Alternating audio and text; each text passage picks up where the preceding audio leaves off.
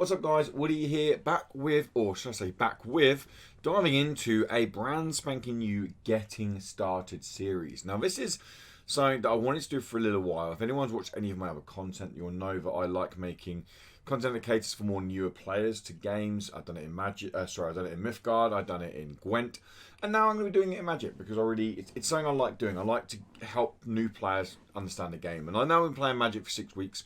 Playing it a lot for 6 weeks, and I've now got a pretty solid understanding of what I need to know to be able to pass on information for you guys. So today is going to be the first part of the Getting Started series. So before we dive into it, just so you make sure you're the right person to be here, shall we say. This is going to be a 3-part series that literally is, this video is going to be imagining that you've maybe only just done this tour, maybe you haven't even downloaded Magic, or maybe you are, I don't know, an hour in, 2 hours in. If you're any more than that, you're going to you might learn the odd thing here or there, but this video is very much going to be based around, you just open up, what on earth does it all mean? Because one of the things that really stopped me from diving into Magic early on was how intimidating it is. Now, although the UI is easy enough to understand, stuff like rotation, like set rotations, is always good to know from early on.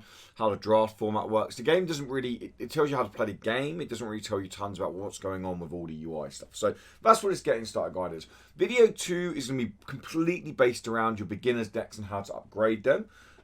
Cheap, but make them more competitively. And then deck 3, we're going to be looking at a little bit more advanced kind of gameplay mechanics. But that's how the 3 videos are going to go.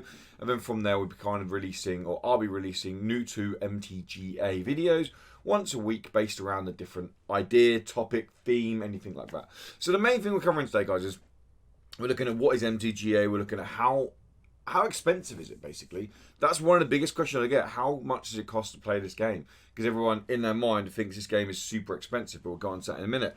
We're looking at different events around here. We're looking at this, like, standard, historic, Brawl, what they all mean, what the different game formats mean. We're also looking at the beginner's mastery, how to really flesh your collection out early doors. We'll be looking at wild cards. That's how you craft cards. There's no dusting system in this game. Probably the worst mechanic of the game, in my opinion. But we're looking at wild cards and what you want to be doing with wild cards, and then that's pretty much going to wrap the video up. We're going to aim to keep it around 30 minutes, but anyone who watches my content will know that I can blabber on. But anyway, let's jump into it. So, what is MTG? MTGA isn't a direct copy of Paper Magic, because Paper Magic has a lot of formats. You have Standard, you have Commander, you have Brawl, you have Modern, you have Pioneer, you have Historic, you have Vintage. Like, these are just the ones I'm thinking off the top of my head. Now, at the moment, Arena only is mainly there as Standard. Standard is the newest cards in the game, and I'll go on to rotations in a minute. So it's there mainly as Standard. You can play Standard, you can play Historic, and you can play Brawl, and they're the only 3 game modes you can play in Arena. If you ever go onto the Twitch channel for Magic the Gathering, you'll see that there's what looks like a very old game called Magic the Gathering Online. And it's because it is a very old game. It released like 2004, 2005, I want to say. And that is where people play Commander, Vintage. They can play any game mode they want on there as well. But yeah, so this is Magic's more up-to-date kind of focus on Standard with the heavy rotation. So that's what MTGA is.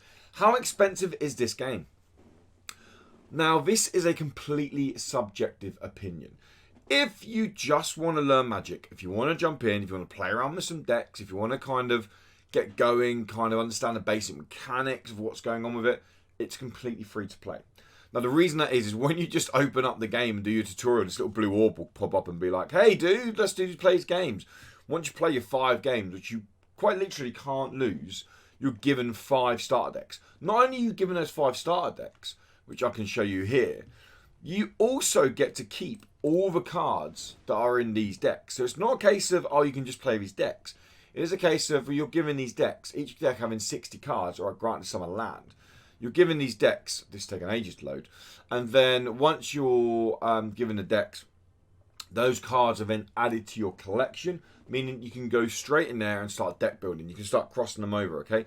Every colour combination in Magic has different combos. So you have black, you have red. I don't know what's going on with the game. It seems to have froze for some reason going into collection. You have black and red combined. It's called Rakdos. So you could then go, I'm going to make my own weird and wonderful Rakdos deck. And yeah, so constantly adding, like, so being able, given all these beginner decks or these starter decks that you can build with is great. Okay, so the game actually loaded. I didn't have to close it in the end. The game straight up just loaded in. I don't know what happened there, but anyway. So this is the collection. These are my cards. You can see I've got 4 copies of this card. So are these cards great? No, not really. I mean, some of them are pretty good. I can't sit there and say they're not great. Like, some of them are legit cards that I like. Knight of Edmund Legion is an incredibly good card, this set. So they're giving you this completely for free. Like, just to put it in perspective, paper version of this card is a £5. Like, straight £5 for this one card. And they're giving you a one copy of it straight off the bat in Arena. So the decks here are, like, they're not amazing. Like, your starter decks are never going to be tier 1 decks. Like, it's not the way card games work. But they are pretty solid, okay? And you have all these cards straight away to jump in with and play around with, which is cool. Now, what is even better when it comes to free-to-play is your beginner mastery. So beginner mastery, it takes you about 3 hours to complete. 3, maybe 4 hours to complete. And you can play ranked or you can play just general play games, like friendly games with this. And you can use any of your starter decks. Now, obviously, when you get to 5, you get 1,000 coins. 1,000 coins is the equivalent of 1 pack in this game. I would only spend gold on packs at the moment, especially when you're starting out. Don't need to buy anything else. We'll go to the store in a minute. There's lots of other cosmetic stuff to buy. You don't need it. Now, every time you get one of these blue orbs, these cards here are like alternate art. You can see the Meteor Golem gets an alternate art there. And you can see this goes through for 25 levels. This here gives you a card back. You get 3 Mastery Orbs there. And then you get 21, you get 8 common, 4 uncommon, then 2 rares, 1 mythic, and then here you get another 5 starter decks. So playing for 4 hours, the game gives you 10 starter decks to just go play with. Actually, it gives you more, because we go into Mastery Tree. Now you'll see here, this is the Mastery, this is where your blue orbs go.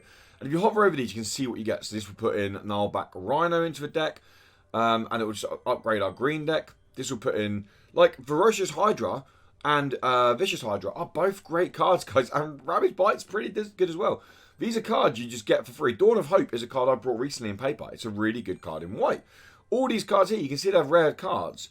You'll get them thrown into your decks for just playing the game.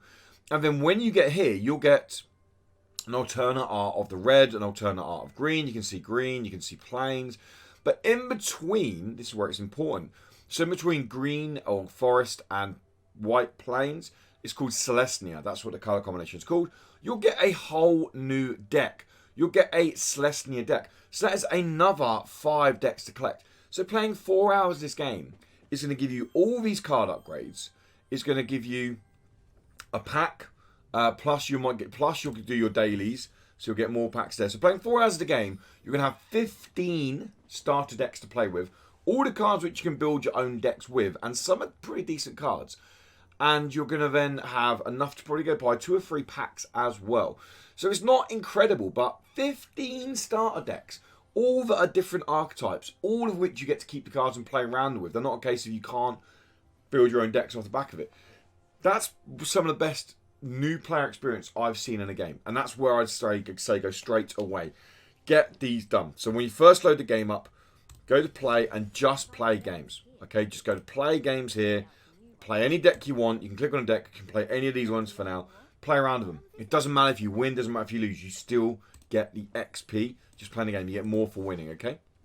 Now, that'll also go on to our dailies. Keeping up with how much this game costs. So, the way these work is, you get free dailies. You can see here, play 25 lands. That's generic. Everyone's seen them in every card game or any MMO or any, God knows what, any bloody online game, right? You've seen these. You also get your daily circle, or like, I don't know what you call it, gold circle I'm going to call it, and your weekly XP circle, okay? So this one here is the same rewards every day, and it resets every day. So if I was to play this now, I get 250 gold straight off the bat, then 25 mastery. You pretty much always get 25 mastery, and then it'll go to 100 gold, and then it kind of slowly goes down to 50 gold. Off this here, you can earn about about 600 gold a day just by doing this. Combine with your daily, you're pretty much getting a pack a day. If you do your daily and you max these out, then you're getting about a pack a day. What I will say is, these only count for wins. So you have to get 15 wins in a day if you want to max this out. It's not like, well, depending on how much you play, it might be a case, but it's quite unlikely because it's a lot. This here is XP. And this XP is 250 XP. and there being 15 overall, it means you get 3,500 XP a week. What does XP go on? Well, it goes on your Battle Pass. So Battle Pass is over here. You have a free Battle Pass where every other level you'll get a Ferris Beyond Death card pack. And every now and then you'll be treated to something a little extra, like a Mastery Orb. Now, Mastery Orbs in this one don't give you new cards. What they do is they give you alternate arts for current cards from the new, whatever set the Battle Pass is based on. Now, I'm not going to sit here. I'm not one of these people who says you must go buy whatever in a game. I did buy into the premium one. I'm now level 50. And I've already got a lot more value off this than I put in. It costs about £17. I worked it out that if you are umming and ahhing about buying into the Ferris Mastery, you need to get to about a level 35, 36 to be able to get back the equivalent value of what you put in. That's what I've worked out from it. I'm not saying go buy it. I'm just saying that's how I worked it out, okay? Anything over 36, you're effectively getting more than you paid for. Anything under, you could have just brought for the price of £17 from the store anyway. Not necessarily the exact ones, because you can only get this, for example, on the Master Pass, but you get what I mean there, okay? Now, so the idea of how free to play is it? As a casual player, as someone just trying to learn Magic, extremely free to play. However, if you're a competitive player, if you want to get competitive in this game, like I am trying to do, if you want to really learn the game, if you want to really build the tier 1 decks, unfortunately, you're going to have to put money in. It's the way it is. I want to be honest with people straight off the bat. You're going to have to put money in. This game can be pricey. Now, I just want to clear that up. The game isn't pricey because it's tight. I honestly earn between 7 and 10 packs a week just by playing the game, which is about the same as what I earned in Mythgard, and I don't think Mythgard is that tight either. Where the issue comes in is Magic the Gathering, or just Magic the Gathering in general, releases 4 sets a year.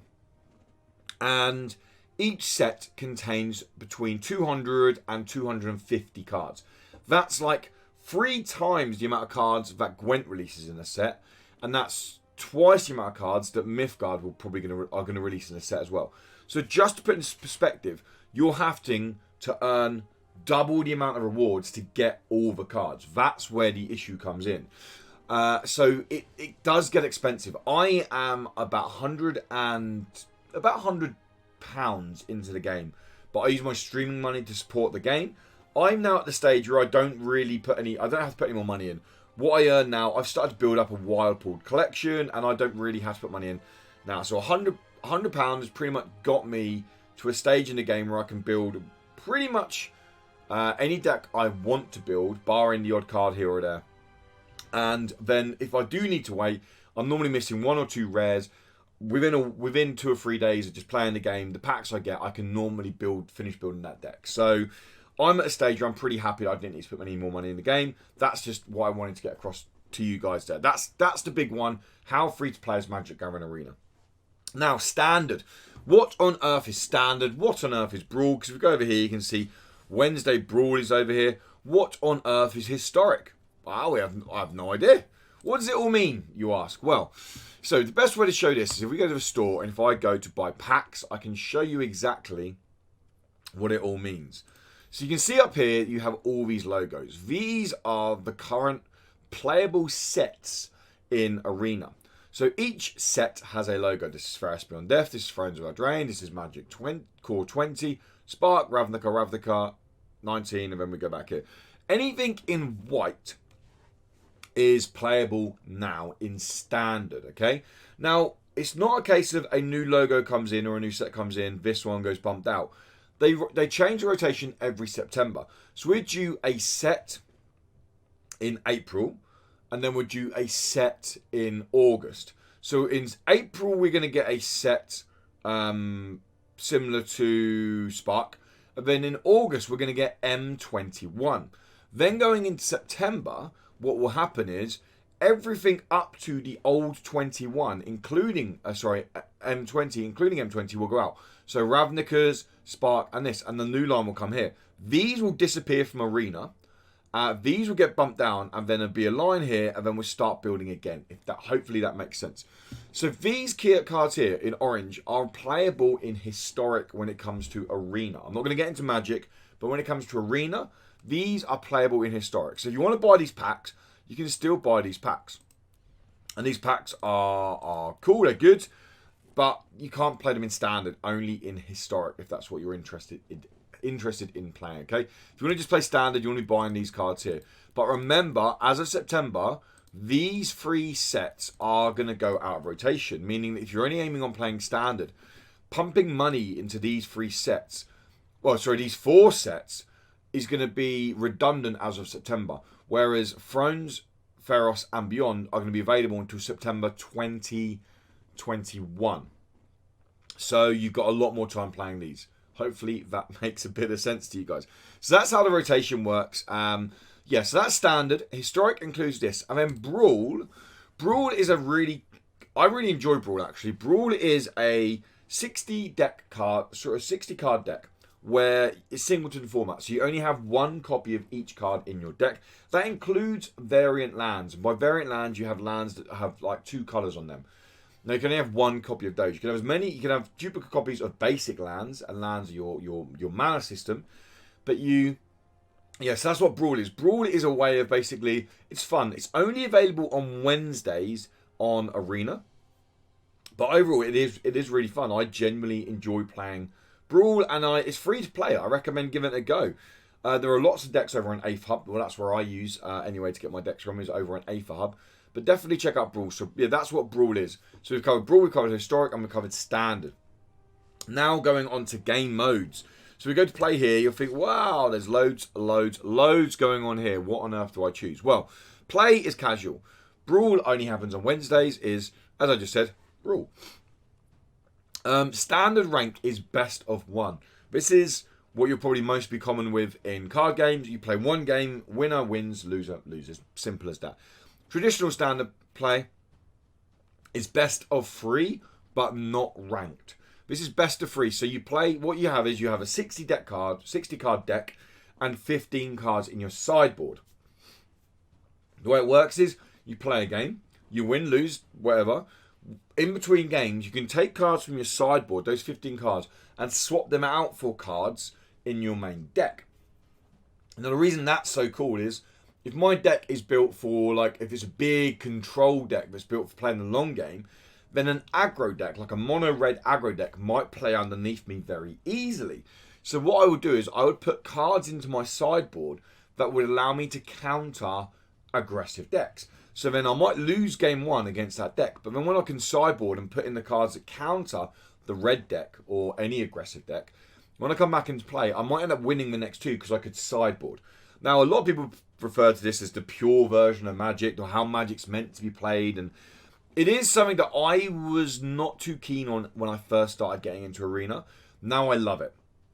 It does take practice. You need to jump in, you just need to play, you're going to lose a few. Understanding sideboarding is a whole new concept, the mechanic. You need to learn the cards, but it does force you to learn and deck build. If you're not confident building a deck, what this does is, this kind of is an introduction to deck building, because what it does is it says, you've now, including sideboard, got a 75 card deck that you need to manage, manipulate into 60 cards to win games. And that essentially is deck building. So it's a good way of diving into that. Traditional standard, obviously, is just a ranked version of just the best of 3. And then bot match is a bot match. Then up here, I hardly ever go up here. That's where your events are. Brawlers Guild Hill is just a brawl event. Drafts I'll get onto in a minute. Standard events are whatever the standard event is. So we click on here, we can see what the standard event is. It's 95 gems to get into, and if you go, so you can see here, if you go 7 wins, you lose 3 matches, you're out. You go 7 wins, you get 1,000 gold and 3 cards. It's as simple as that, okay? Just playing a standard event, and you're basically building up your gold pool, and you're gaining 3 cards every time as well. Normally, there you go. Cards will be at least 2 rares and 1 uncommon, at least. So, it's not bad. Even at like 500 gold gets you straight in, and so it's 3 uncommons, and you can see as you go up, it will start increasing the rarity of your cards. 1 rare, And then if you get to the top, you get a full pack and you get 2 rares and an uncommon. Okay, so these are pretty good ways of like events to play around with. A lot of these events have a gold buy-in as well as a gem buy-in, so they're not too bad to get into. Didn't mean to do that. And then you see lots of other events up here as well. You can see that there's an historic event, which won't interest me because I don't play historic, but it's exactly the same. The only difference is you're going to get cards from older sets because you're going to be able to then build out your historic decks. Now, ranked draft I got into in a minute. Traditional standard event is exactly the same. These are all just oh, and they get more gold for this one. So these are best of 3 matches. Okay, so that's what's. I think I can hear my phone going off. I don't know where my phone is. Oh well. I've actually lost my phone. I don't know where it is, but my phone is going off somewhere. So the traditional standard event is best of 3, basically. Play this best of 3, you get the 3 cards, and you get 2,100 gold, but it is a slightly higher buy-in set, and then staying historic, okay? So that's where your events are. Now, keep an eye on these events, guys, because these change out. You can also look at the events here.